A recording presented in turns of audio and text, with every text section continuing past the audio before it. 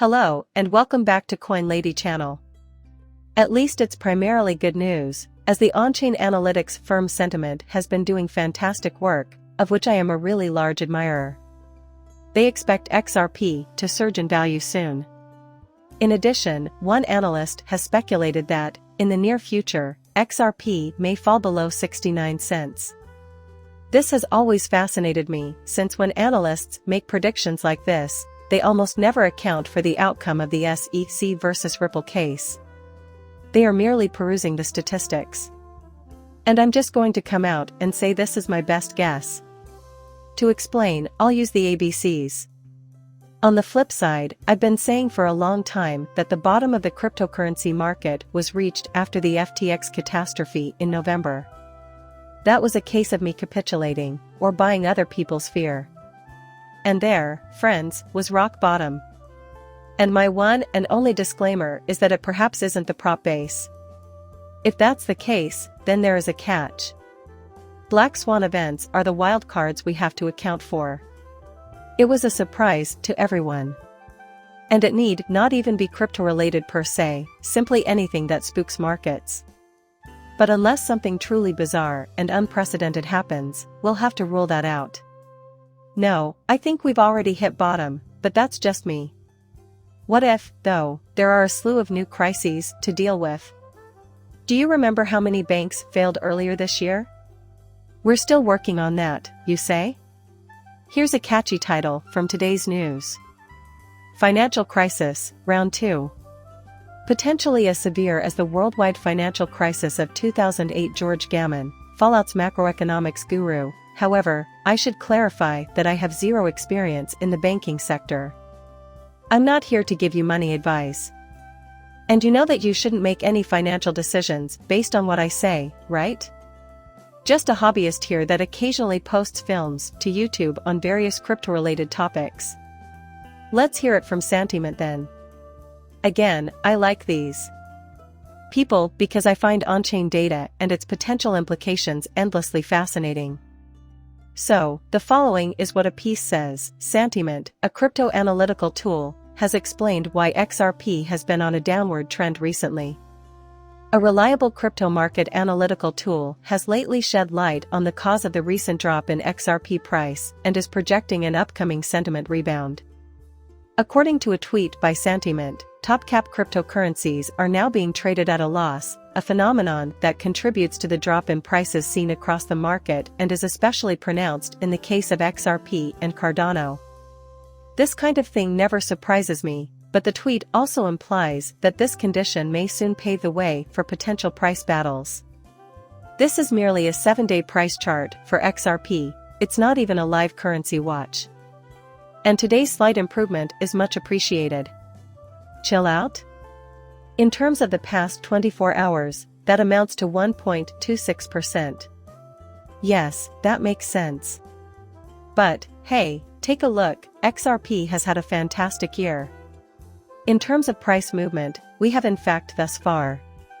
Even though the SEC has kept the price artificially low, it has been very excellent all things considered.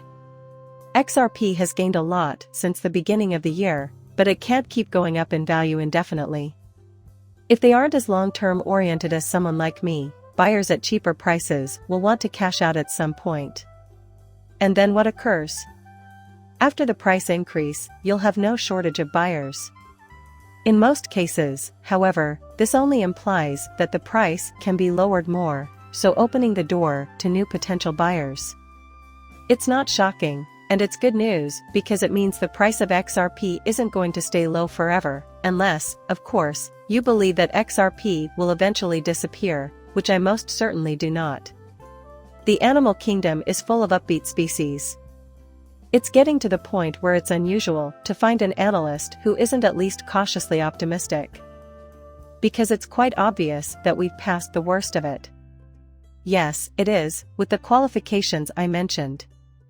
You may imagine what a drop in Bitcoin's value to, say, $10,000 or $12,000 would have meant for XRP, but the reality is far different from the predictions of many fly-by-night analysts in January. Everything that was going well before that time would have plummeted if that had happened. The passage of time, however, has led some to conclude that, oh well, I guess I was incorrect. Although at this time it is patently evident that you are. So, what can we anticipate as far as growth goes? Well, the opinions of the analysts out there are always welcome. Here's a news flash from the world of cryptocurrencies. XRP has surged by 48%, passing 69 cents. After breaking out of a multi-month downturn, XRP has followed the rest of the market in its latest correction, sending the price of the cryptocurrency plunging below the 47 penny barrier. XRP has been on a downturn for several months. However, once a breakout 6 occurs, analysts expect a rise beyond 69 cents, and again, I'd want to discuss just a little bit more. The market as a whole has been acting similarly, not just XRP. One of the leading chartists, Cohen's Child, made this claim in his most recent study of XRP price fluctuations by drawing attention to a downward trend line in the XRP chart on the daily timescale. Throughout 2018, XRP has traded below the line. Nonetheless, the asset rallied in March in an attempt to break above it, reaching a high of 58 cents on March 28. Of course, the news announcement was the catalyst for that, as many of you will remember. Excellent news on the SECP and Ripple case. When it came to the expert witness motions filed by Adelbert, Judge Torres issued a ruling that was remarkably favorable. The SEC was completely defeated there. In the end, this blows a huge hole in their prior arguments against Ripple that were meant to hurt XRP investors. A lot of it was simply thrown away. The most crucial materials for the expert witness testimony were given to Ripple, who was also allowed to keep them. Okay, then, rate this on a scale from 1 to 10. That gets a resounding yes from me. No doubt about it. Anyway, that was back on the 6th of March at the start of the month. The spark was provided by that. It's great to see something like this, 'cause such a dramatic increase. Plus, that's not the end of the story. So, if the Daubert motions alone were enough to pique interest, I for one can't wait to see what happens to the price of XRP if Judge Torres grants the defendant's motion for summary judgment and finds in favor of the plaintiffs. The possibility of that happening has me curious. However, stability has been maintained. When XRP reached the bear's resistance line, it promptly collapsed to new lows, falling to 41 cents on May 8. Despite this, heightened market activity can be attributed to positive reports and conjecture regarding the Ripple v. SEC litigation. They continue by saying that if XRP manages to break above this trend line on the daily period, a rise to 69 cents could happen, as predicted by Cohen's offspring. And he said it would be the absolute bottom line for pricing. Again, that's just depending on what the specific things happen, and so, like I said at the beginning of the movie, I always find it intriguing. From what he can tell in the data, this seems to be the most reasonable explanation. The outcome of the litigation between the SEC and Ripple has nothing to do with that. Then just heap that on top. Unless a wild card event occurs, the market could be poised for explosive growth if bullish price expectations for Bitcoin are realized. Sigh in case you missed it, today's headline in the Daily Huddle reads, "Impending crash could rival 2008 global financial crisis as second wave of banking crisis." In his latest video for his 480,000 YouTube subscribers, macroeconomics expert George Gammon predicts that another round of bank collapses is on the way.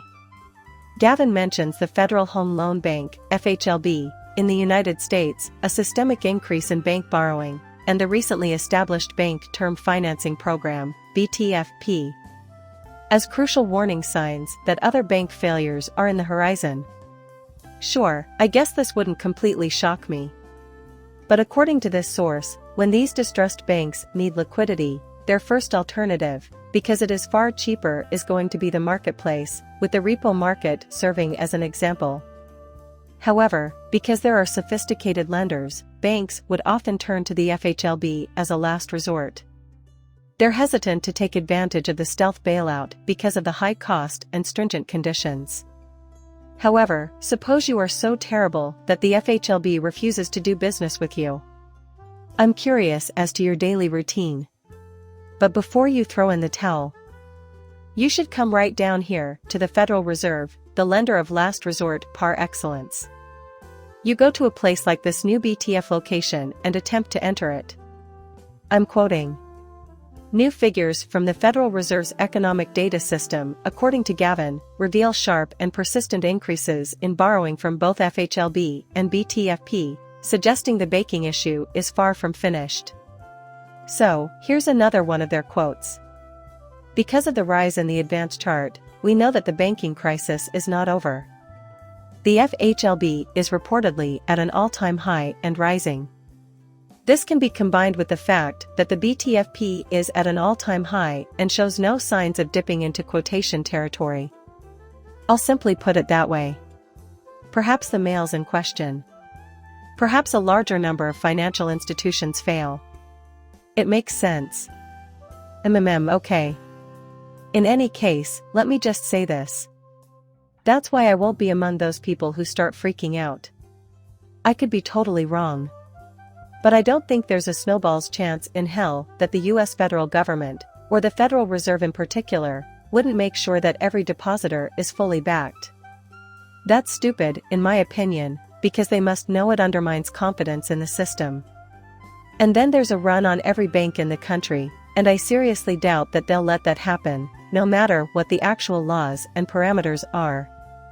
Despite this fact, no one is going to look at how the Biden administration has handled the bank collapses from earlier this year and conclude that nobody is being helped. Without any concrete measures or new policies. If anything, you want things to get far worse. If there were a change in leadership, how likely do you think it is that this would happen? Is the federal government really so awful that you can just shrug it off? How tragic that no one seems willing to put any faith in the system or the dollar, or whatever currency is being used in the United States, because the banks we run? I'm curious as to what you think the initial spark might be. Imagine, for example, the effects on the economy and the value of the dollar relative to other fiat currencies or assets around the world if all banks were on equal footing. It would be one of those things that snowballs out of control. Again, I'll just say this because you know. Possibly true. Even if he's right and a number of banks fail, I'm not going to pretend otherwise. To be honest, I'm not sure this qualifies as a black swan occurrence. Therefore, perhaps, and you should check the references. Here, take this. It could cause some panic in the markets, but would it be terrible enough to cause cryptocurrency prices to go below their November 2018 lows? There is a slim chance of that happening, at best. This is simply my personal viewpoint. Perhaps I'm mistaken. I can admit when I'm wrong. In contrast, I do not. That doesn't strike me as the most likely result. Since it's so interesting and relevant, I figured I'd share my thoughts. What is going on here is cryptography, as you say. It's connected to everything else in the financial industry, and beyond. As such, I wouldn't recommend acting on it immediately, but rather filing it away somewhere out of sight. Nothing I say should influence any purchases you make for yourself. Please like and subscribe my channel. See you later, bye.